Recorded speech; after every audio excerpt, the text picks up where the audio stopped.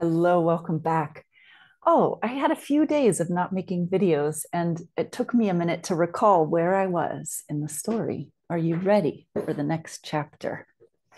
So we left off with spice and generosity with the beautiful retreat that we held at that boutique hotel up on the mountain above Candy, up in the tea lands, the cooler country. And after that happened, that was a fabulous retreat. And after that, I brought another group of people back for another retreat, similarly, where I rented out the hotel. And while I knew that part of my calling, our calling, was to invite people, particularly Westerners, to come here to Sri Lanka and to be here for a period of time, to take retreat, to experience the land, the people, the food as a form of medicine unto itself. I knew that I wanted to keep doing that, but the details of it, renting the hotel and the way the systems work is I would have to pay out all the money to rent the place. And then I would feel this stress to fill the retreat because at that time I wasn't too savvy to pricing it appropriately so that if it wasn't totally full, I would still be okay. I've learned a lot since then. And I felt this stress to fill the retreats. And when I feel stressed to try to fill something or sell something, it's not the way that I like to do business. I like the spaciousness, the ease, the abundance to be there. And so I was lamenting to Rory about this. And he, meanwhile, he's been having fun surfing in Sri Lanka every time we come back and experiencing Sri Lanka in his way. And he said, honey, we should just buy a surf shack, like a little house right on the beach. And it was this sort of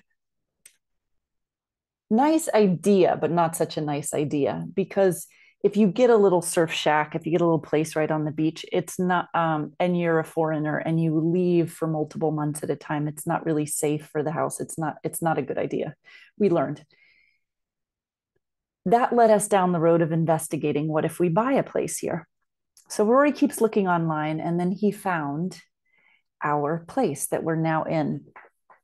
And what I'm going to do, I'm going to save the pictures for the next video because this part of the story is about faith and inner knowing and fear all together. And I want to be able to look at you for this. Rory found a beautiful place online and we came to look at it, and it was just such a lovely structure. The way that it was done, it had a swimming pool, a beautiful view with over the rice paddy fields to the jungle. And I thought, oh yeah, we could have retreats here. That was the whole point. Instead of renting out a hotel, we could have retreats at our very own place. And the vision started to come in, which to me, that experience feels a lot like being called, not that dissimilar from somebody calling you on the phone and you pick up and you start talking back and forth. It really was like that, like, oh, there's this idea and there's this place and I feel this calling to bring people here. And then the calling kind of goes deeper, it gets in more detail. Oh, and here's this house and you really like this house. And so then I start forming this relationship, which is part of the conversation with the land, the property, the house. And we decided,